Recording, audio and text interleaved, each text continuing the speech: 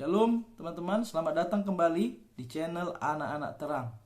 Hari ini kita akan mendengar firman Tuhan, pelepasan belenggu dosa seksual bagian yang kedua.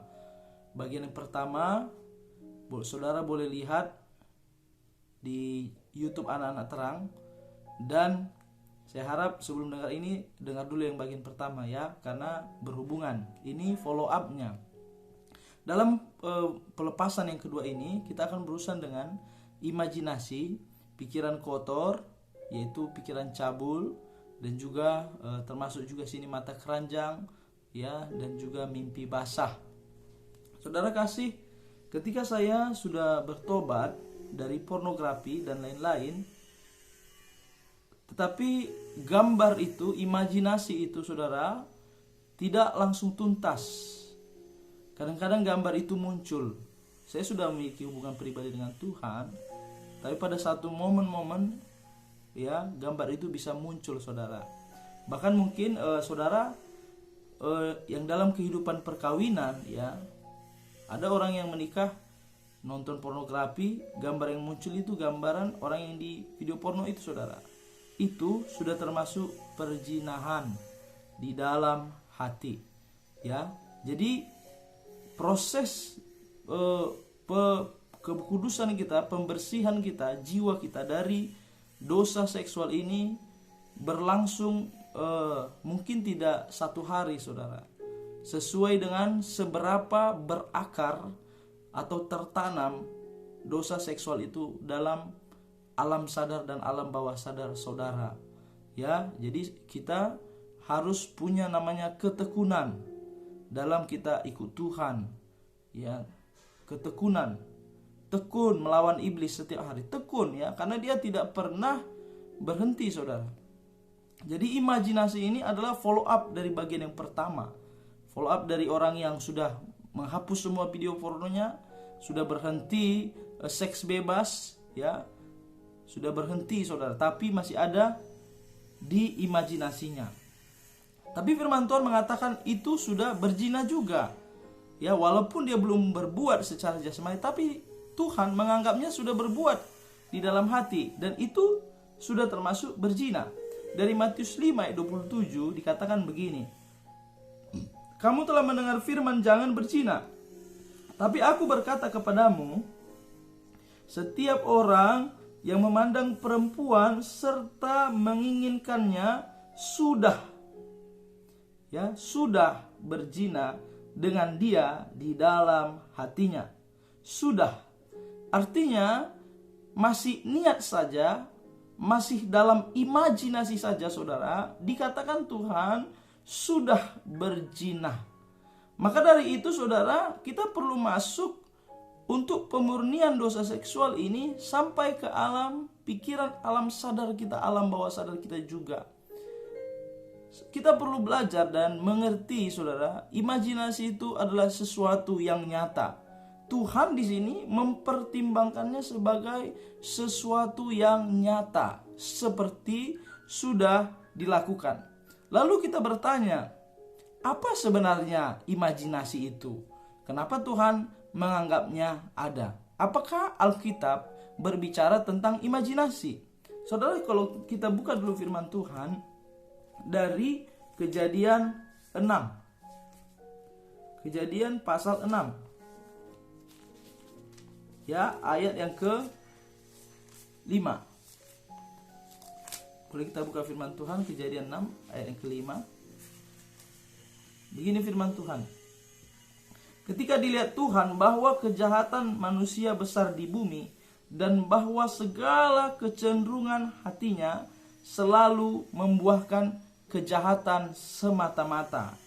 Kejahatan manusia besar di bumi, dan bahwa segala kecenderungan hati. Kalau dalam Alkitab King James Version, kecenderungan hati ini diartikan sebagai imajinasi. Imajinasi itu adalah satu kecenderungan hati, niat hati, kecondongan gitu ya. Kalau dalam Ulangan 31 ayat 21, imajinasi itu ya diartikan sebagai niat yang dikandung hati.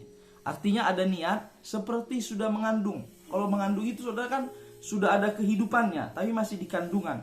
Nah, kandungan ini harus kita gugurkan, bukan kandungan bayi ya, tapi kandungan yang jahat. Harus kita gugurkan, kita aborsi dia, kandungan yang jahat itu. Ya, satu kali kandungan ini jika sudah matang dia akan melahirkan dosa, akan dewasa dia, dosanya matang saudara kasih. Dan kalau dia sudah makin lama, makin sulit kita nanti untuk berurusan dengannya. Oleh karena itu, kita harus menjaga kemurnian imajinasi kita. Lalu kita bertanya, bagaimana caranya Pak? Supaya imajinasi saya bisa disucikan. Yang pertama adalah dengan darah Yesus.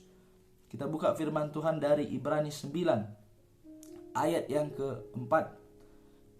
Ini senjata kita untuk kemurnian imajinasi, kemurnian hati nurani. Kalau kita bilang itu mirip saudara ya.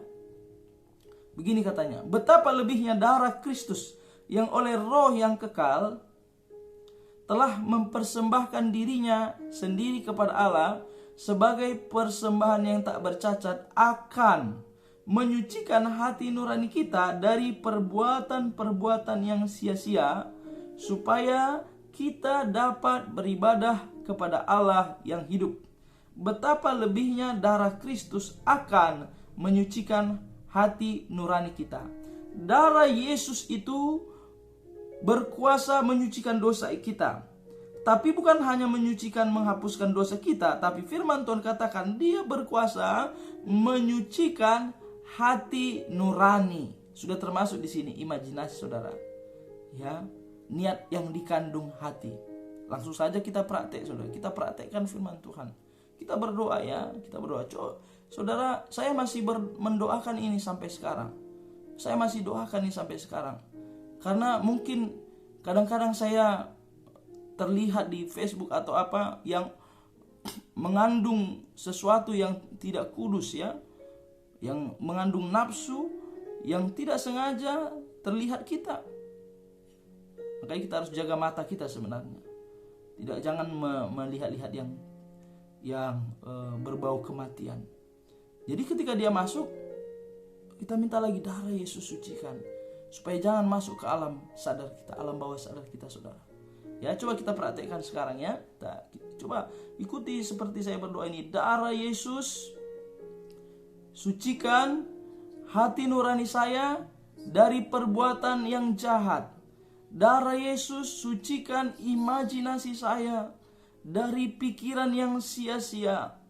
Darah Yesus sucikan seluruh hidup saya yang masih gelap. Darah Yesus sucikan alam bawah sadar saya dalam nama Yesus. Nah saudara, perlu didoakan nih setiap hari, berangsur-angsur. Ya, kadang-kadang ada bagian-bagian itu yang masih gelap di hati kita. Ya, ada di antara kita mungkin yang masih punya memori dosa perzinahan, masih teringat sama mantannya, masih teringat sama orang yang pernah berzina dengan dia, masih teringat saudara. Itu saudara harus putus ya, putus dan minta Tuhan sucikan ingatan seksualitas itu, ya, ingatan yang kotor itu. Berangsur terus saudara. Kadang-kadang juga ketika yang kotor itu masih tinggal di hati kita, mungkin akan masuk dia dengan tanda-tanda mimpi basah. Ada laki-laki atau perempuan yang akan tidur dengannya dalam mimpi itu. Ya, orang bilang itu wajar, tapi saya bilang itu adalah berasal dari alam bawah sadar kita. Ada gairah seksual yang masuk dalam tubuh kita sebelum kita tidur. Barangkali dari yang kita lihat ya, yang tidak kudus masuk dia. Makanya perlu sekali sebelum tidur itu berdoa minta darah sucikan maka kita tidur dalam keadaan hati nurani yang bersih, dan kita siap menerima mimpi-mimpi pewahyuan dari Tuhan. Itu yang pertama saudara ya. Setiap hari doakan itu. Dan masuk yang kedua. Jadi tadi hati nurani kita dibersihkan. Sesudah bersih harus diisi ulang. Jadi yang pertama dibersihkan, yang kedua diisi ulang. Tidak bisa hanya dibersihkan aja tapi tidak diisi ulang. Firman Tuhan bilang, kalau iblis itu sudah diusir keluar, ya kan, dan dibersihkan, dia kan rumah kita itu, dia pergi cari tempat. Kalau nggak dapatnya tempat, dia pergi lagi ke rumah yang pertama, rumahnya semula, dilihat rapi, bersih, tertata, tapi kosong. Dia akan masuk lagi cari kawan. Maka kalau kita sudah dibersihkan, harus diisi ulang saudara, dengan kebenaran, dengan firman Tuhan. Bagaimana cara isi ulangnya? Tidak cukup hanya firman itu kita di sini saudara, di pikiran, tidak cukup. Tapi harus masuk dalam jiwa kita firman itu. Kenapa imajinasi kotor itu bisa saudara ingat-ingat? Karena itu sudah berlangsung hari demi hari, hari demi hari, dicekokin saudara. Bahkan mungkin dari kecil, dari kandungan dicekokin. Sehingga itu sudah benar-benar meresap di darahnya, di DNA-nya, di alam bawah sadarnya. Makanya saudara, itu begitu gampang keluar, gampang dipancing, karena itu hampir mendarah daging dalam dia. Begitu juga firman Tuhan, tidak cukup hanya sampai di sini saudara. Firman itu perlu sampai ke alam bawah sadar kita, alam sadar kita dan alam bawah sadar. Diedukasi dengan firman Tuhan. Itu maksudnya diisi ulang saudara. Harus benar-benar terisi dia dengan firman itu. Tidak boleh stuck di sini. Ya. Coba lihat dari Yosua. Yosua 1 ayat 8. Gini kata firman Tuhan. Janganlah engkau lupa memperkatakan kitab Taurat ini. Jangan kau lupa memperkatakan kitab Taurat ini, tetapi renungkanlah itu siang dan malam, supaya engkau bertindak hati-hati sesuai dengan segala yang tertulis di dalamnya, sebab dengan demikian perjalananmu akan berhasil dan engkau akan beruntung. Jadi kita perlu merenungkan firman itu. Merenungkan itu saudara, artinya meresapi firman itu dan memperkatakannya. Meresapinya bukan hanya sekali, tapi siang dan malam, siang dan malam. Khotbahin jiwamu dengan firman Tuhan. Katakan kepada jiwamu, kamu telah ditebus dengan darah yang mahal, darah Yesus yang tidak bercacat celah. Permuliakanlah Tuhan dengan tubuhmu. Hidupmu adalah milik Tuhan. Dengarlah hai jiwaku, kau bicara kepada jiwamu sendiri. Sampai firman itu diterima oleh jiwamu, bukan sekedar di otak ini saudara. Meresap dia menjadi darah dan daging kita. Kita perkatakan katanya. Jangan engkau lupa memperkatakan. Firman itu harus kita ucapkan saudara. Kalau ada saya ajak saudara deklarasi tadi, doa-doa singkat itu mendeklarasikan firman tadi. Kita mempergunakan firman terhadap diri kita. Itu harus saudara ikuti. Perkatakan firman itu. Kemudian saudara, perenungan itu selain memperkatakan juga digambarkan, diimajinasikan. Seperti membuat drama dalam alam bawah sadar kita. Karena ketika kita membuat dramanya itu, kita gambarkan dia saudara, kita akan lebih mengerti dan dapat menjiwai keadaan itu. Keadaan dalam firman itu kita jiwai, artinya meresap dalam jiwa kita. Kalau kita gambarkan keadaannya.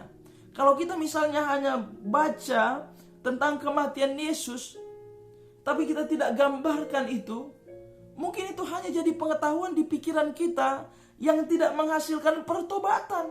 Tapi kalau kita resapi dalam jiwa kita, kita gambarkan korban Kristus yang tidak berdosa, dijadikan berdosa karena kita, saudara, kita resapi di jiwa kita. Maka firman itu akan menerangi hati kita yang gelap. Dan kalau saudara melakukan firman ini, perenungan ini hari demi hari, saudara kasih dalam nama Tuhan, maka mulailah hidupmu didominasi oleh firman. Maka tadi database saudara yang kotor itu akan lebih kecil daripada manusia roh saudara yang sudah dibangun itu dengan firman Tuhan.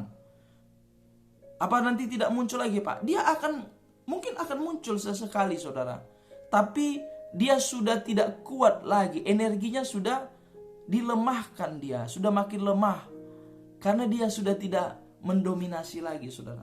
Jadi kalau dia keluar nanti di pikiranmu melintas seperti lintasan itu seperti sekilas saja saudara mampu menolaknya. Pergunakan firman Tuhan, perkatakan. Ini yang saya terapkan dalam hidup saya. Ketika saya tidak perenungan firman Tuhan, lama imajinasi saya dibersihkan saudara. Tapi saat firman itu saya imajinasikan saudara, lalu jiwa saya merasakan kejadian firman itu. Saya mulai seperti masuk dalam feeling saya, ini apa yang terjadi pada saat itu yang tertulis di firman itu.